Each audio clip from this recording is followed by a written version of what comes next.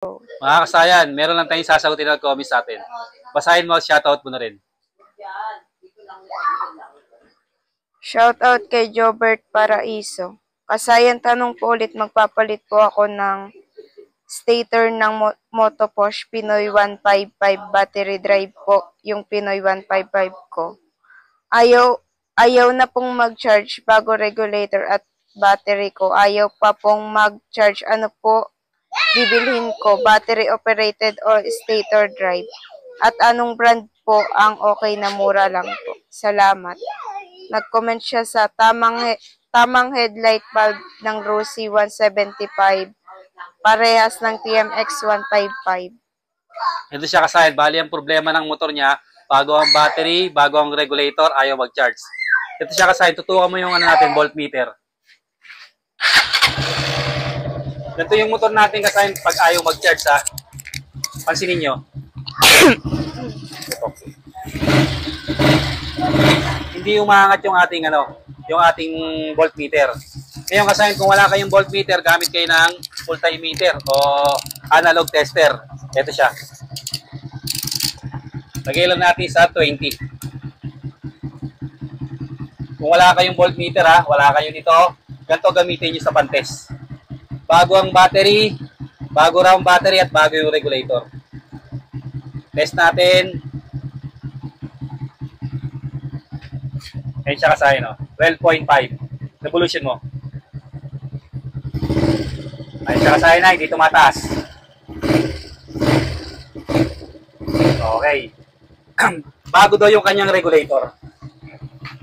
Bali, kahit bago yung regulator mo, kahit bago tong regulator, kailangan may supply yung kailangan merong supply yung kanyang positive at negative. Positive ng regulator, kulay red. Tapos negative ng regulator, kulay green. Ito siya Positive at negative. Dapat parehas may supply siya. Kasi kung minsan kaya hindi nagcha-charge, walang positive at walang negative. Lagyan natin sa body ground. Check natin yung positive. Yung positive ng regulator natin, kulay red Negative na lang ng battery.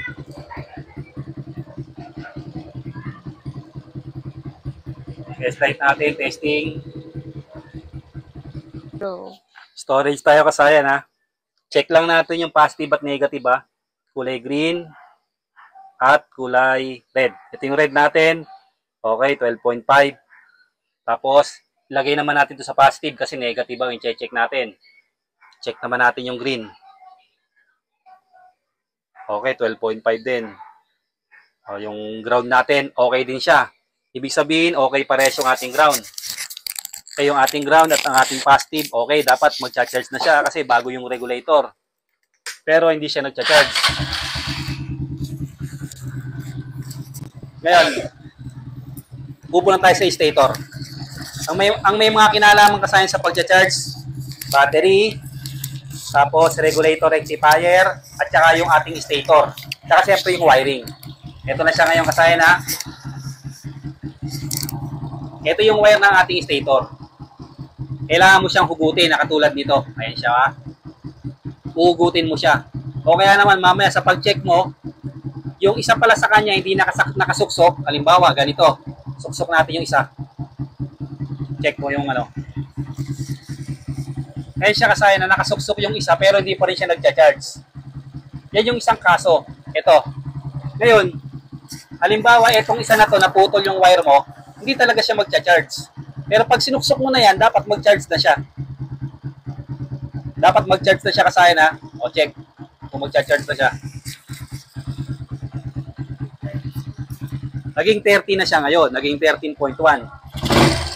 Kung nangyari sa'yo ay naputol yung isang wire sa dilaw o sa pink, hindi siya magcha-charge. Ngayon kasi nagcha-charge na siya ngayon. Ngayon, bago ka bumili ng stator, ganito yung gagawin mo. Hugutin mo yung dalawang wire. Na kulay yellow at kulay pink. Kung halimbawa, dalawang yellow, hugutin mo siya. Kung dalawang puti, hugutin mo. Ito siya wa. Tapos ang gagawin mo siya ngayon, gagamit ka ng test light. Ilalagay mo lang to sa ground.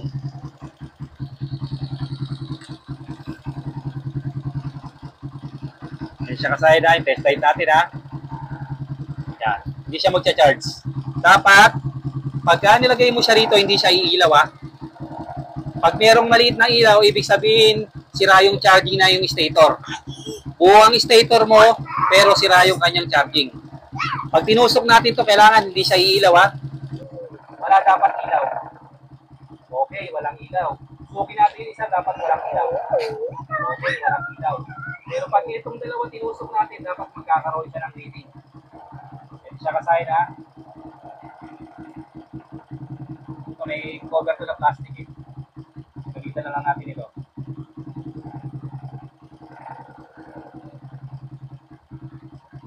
May plastic pa siya eh. Dapat kasaya magkakaroon siya ng reading ha. Ayan siya kasaya, pansinin nyo. Yung reading niya, 29 volts. Revolution mo isang beses. Tutukan mo to. Red. Ayan siya kasaya, 60 volts. Okay, 64 volts. Ibig sabihin tayo pag gano'n, healthy yung ating stator. Hindi mo kailangan magpalit ng stator. Pero pagka binibirit mo siya, pag binirit mo siya kasayan, at hirap na hirap siyang pumalo ng 50 volts, hirap na hirap pumalo ng 50 volts ha. Okay, ano tayo, tutukan mo pagka binibirit mo pa konti-konti lang ha. Baka pumutok yung test light natin eh. Konti-konti lang, pilaw. Diba? Okay. Ayan yung reading natin sa kasay na. Okay, lakasan mo konti. Off. Okay. Mabilis siyang pumalo ng 50 volts ha. Mabilis pumalo ng 50 volts. Ibig sabihin kasi healthy yung ating stator ha. Healthy yung ating stator, hindi mo kailangan palitan. Katulad ng pag-reading natin ha. Healthy siya ha. Okay, isa pa. Medyo malakas. Okay, 50 agad siya ha. 58 ha. Hindi mo siya kailangan pilitin para mapalabas mo yung volt. Tapos, pag ito nire-reading mo siya, may voltmeter ka o multimeter, pag isa lang yung nakasalpa ka sa akin, hindi siya gagana ha. Pag dalawa, saka pa lang siya mag-charge. Ayan. Mag-charge na siya ha. Pag wala kang voltmeter, ito gamitin mo. Ito, meron naman tong, pwede naman tayong makahirap ng ganito sa ating mga kapitbahay. Ayun siya sa ito. Reading natin. 13.5, yan mo doon, revolution mo.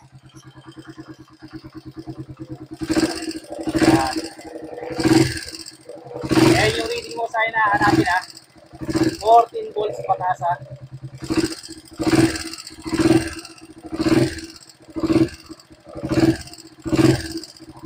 Pataas ha, mas malinaw yung natin dito ha.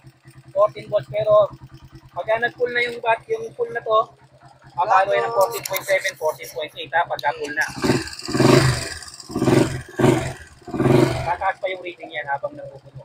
Bali ka sa akin, pag ito, nakita mo yung reading nito, nasa 13 lang siya, binibirit mo na siya, binibirit mo siya ng gusto, 13 volts, 13.1, 13.2, hanggang doon lang yung reading mo.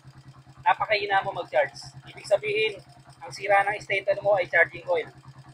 Kahit umaandar yung motor mo, kailangan mo magpalit ng, kailangan mo siyang palitan yung stator mo. So, magsasample tayo sa reading natin, tutok mo sa reading.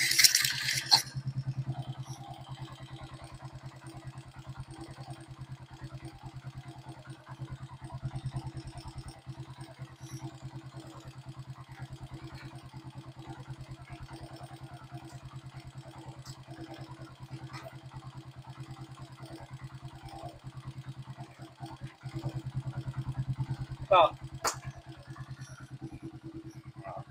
Pag halimbawa kasi nasunog yung stator mo, yung charging coil, kahit gumagana yung motor mo kasi buo yung pulser mo na nagpapatakbo sa motor pero hindi siya nagcha-charge, sira na yung charging coil, kailangan mo palit ng stator.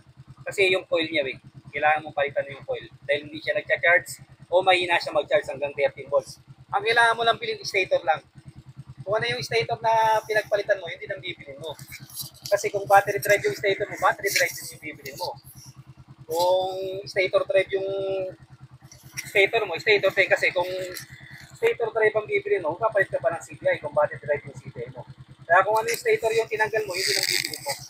Kanina nakatulong ko sa nag-comment sa atin para check nyo muna, troubleshoot muna tayo rito ha. Kailangan hindi siya iilaw. Tapos magre-reading siya ng 50 volts na pag isang bira lang natin ito. Hindi natin kailangan biritin ng gusto, pero papalo siya ng 50 volts. Ibig sabihin, healthy siya ha. Hindi mo kailangan magpalit ng stator, nasa wiring lang. Nasa wiring lang sa regulator. Maaaring meron lang diyang loose connection o wala nang putol yung wire. Positive at negative kaya hindi siya nag-charge. Check mo muna siya kasayan bago ka magpalit ng stator. Kung hanggang 13 volts lang, stator lang ang papalitan mo ha. Kung ano yung tinanggal mong stator, yun ang papalitan mo. Nandito na lang mga kasayan. Salamat.